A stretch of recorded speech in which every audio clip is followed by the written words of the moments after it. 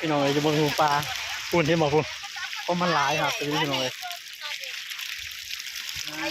เอาขอจับมันหน่อยเด้อพุ่นอันนี้เขาเรียกปลาอะไรเนี่ยปลาอะไรวะอันนี้เขาเรียกปลาอะไรเนี่ยไม่รู้ครับโอ้ยใหญ่แห้งเลยผมเคยเห็นนะปลากระเบนอย่างเยอะอะกระเบนพี่น้องผมเคยเห็นเลยนี่เจ้าบางพุ่นนะผมที่บอกพุ่นมันขึ้นมามันขึ้นมาตามสายหาดพี่น้องพุ่นโอ้โหปลามันหลายอย่างดีพี่น้อยแต่ว่ามันตายปุ๊มันขึ้นมามันถึงน้ำพัดมาแต่มันตายพี่น้อยนะครับเพราะมันหลายพี่น้อย